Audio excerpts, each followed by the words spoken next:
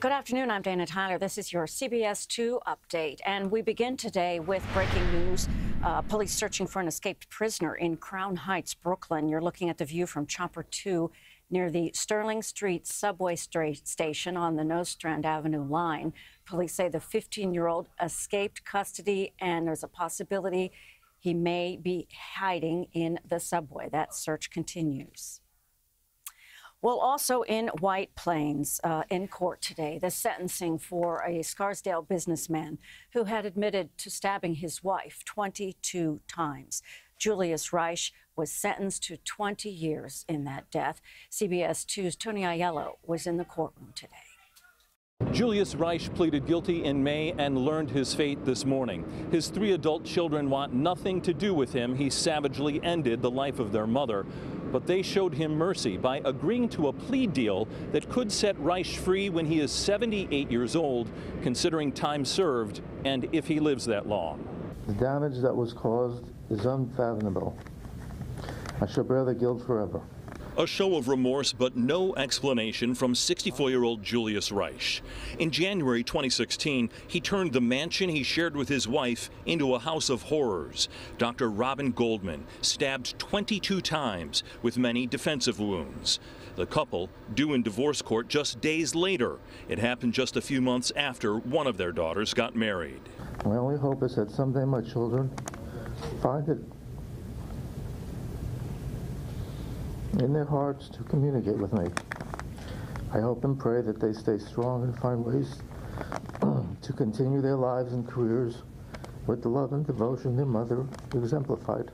Prosecutors agreed to reduce the charge from murder to manslaughter solely to spare the Reich's 3 children the pain of a trial.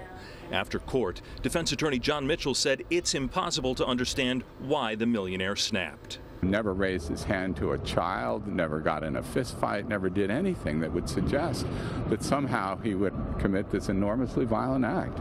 At one point, Reich pursued an insanity defense, claiming anti-anxiety medication caused him to lose control. Today in court, Judge Barry Warhit scolded Reich, telling him despite his wealth and despite his professional accomplishments, his legacy forever would be the murder of Dr. Robin Goldman. Lightning strikes a building and causes a huge fire at a popular summer camp on Long Island. 2 buildings were heavily damaged at the Usdan Summer Camp for the Arts in Wheatley Heights. Camp ended last week, so there were no children there.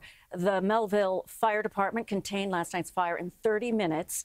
1 firefighter and 1 camp employee were taken to the hospital for minor injuries. This fire comes as Usdan marks its 50th anniversary, and its many alumni campers, including Oscar winner Natalie Portman and Grammy winner Mariah Carey. Time now for a look at our weather. Here's CBS2's Vanessa Murdock. Hello, a hot one today, 90 the anticipated high. Normally we'd top out at 83 degrees, but you know what, this 90 feels more like 95, and that heat advisory is in effect as we speak. 7:54 tonight, that's when the sun sets. As we look at how many days have been at 90 and above, 15 so far, but the number will continue to climb, not just 90 today, but 90s tomorrow as well. Yes, the heat is back, and we get rid of the showers and storms for 2 days. Tomorrow, still cooking out there, 91 degrees. Winds will be more southwesterly tomorrow. High heat and high humidity means it again feels like the mid-90s. The heat advisory is in effect now. It doesn't expire until 6 p.m. tomorrow. Friday, things start to change. While we'll be pushing that 90-degree mark, we don't expect to get there, so we're going to say no to the heat wave for now. Things might change, but what does change big time on Friday is that return to showers and storms. Expect them, especially through the afternoon and evening hours, and they may very well linger into Saturday. That heat advisory again in effect until 6 p.m. on Thursday. Overnight tonight, few clouds, mild and muggy, 75. Tomorrow, sunshine again, 91 degrees. A few more clouds likely as we get into the afternoon. And now your extended forecast. On Friday, it's 89 degrees, showers and storms. Friday into Saturday, still stormy, 84 here. As we make our way from Saturday into Sunday, that's when I see a beautiful transitioning happening in the forecast. The humidity drops, the sunshine returns, and temperatures cool down. 81 degrees on Sunday, looking really fabulous to wrap up your weekend. Have a wonderful afternoon.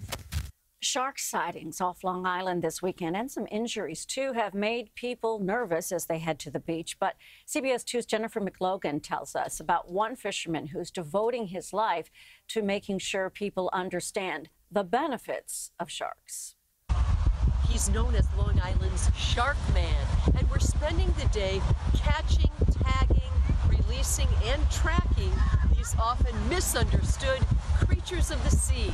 With a 15-foot pole that can reel in 400 pounds, we catch sandbar, brown, and nurse sharks, tag below the dorsal fin, and release, so the National Oceanic and Atmospheric Administration can track the sharks' populations, migration, and health. I'm Jennifer McLogan on Long Island's South Shore.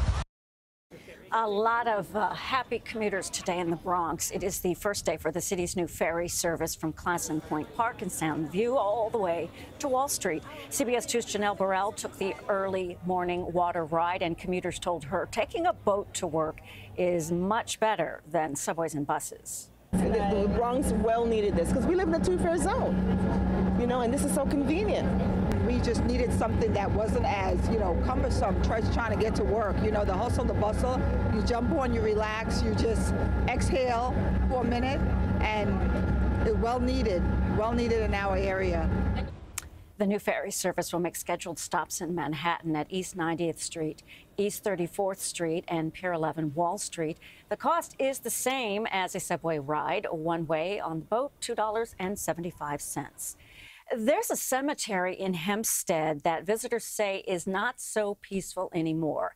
CBS 2's Carolyn Gussoff tells us why some say what's there near the gravesites is sacrilegious.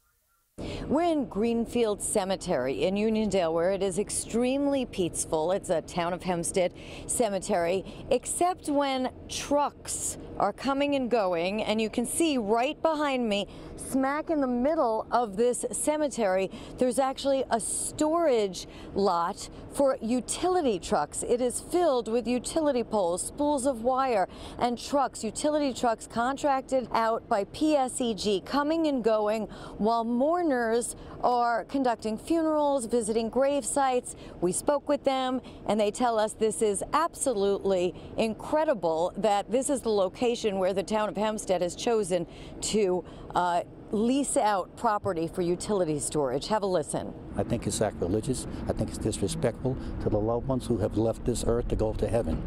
I think it's a shame, and I don't know how they got away with it. Everybody have loved ones over here, so they shouldn't have to force to be next to trucks. So it turns out town of Hempstead officials say it wasn't them, it was a previous administration that used this as, they claim, an unethical money grab. $5,000 a month they're collecting from a contractor of PSEG to rent out that space behind me inside the cemetery. They claim it was never publicized that it was in a cemetery. It was merely rented out as a parking lot, and now they're in the process of trying to find an alternative location for these trucks and all this equipment so that the departed can rest in peace.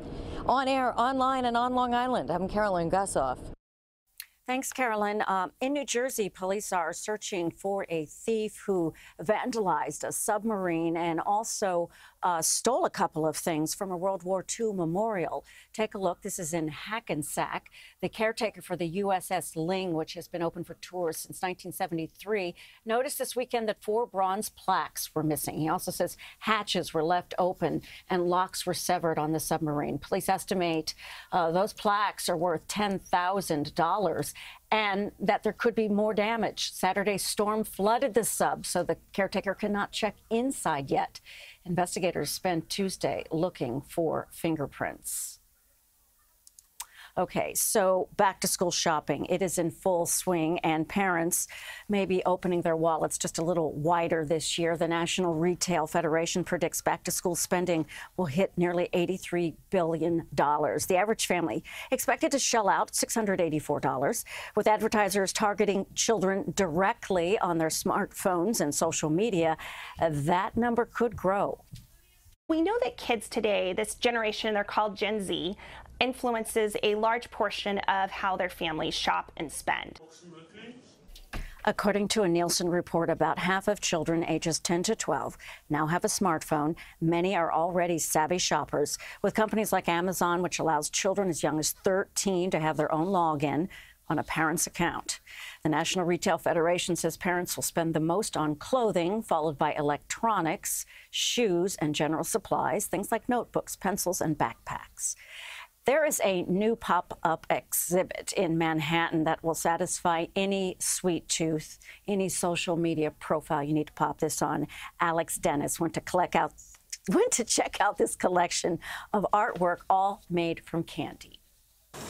Behind this warehouse door off 32nd Street in Penn Plaza awaits a candy lover's dream where treats literally drop down from the sky. Welcome to the tantalizingly twisted world of Candytopia. Please take a piece. During the hour-long tour, hosts guide you through the pop-up shop, which features more than 12 rooms covered in life-sized creations that each took tens of thousands of candies to build.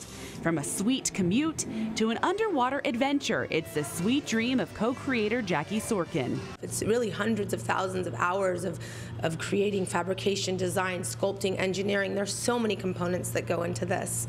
Lovingly referred to as the Candy Queen, Sorkin styles events for countless Hollywood stars, including Katy Perry, whose figure makes an appearance.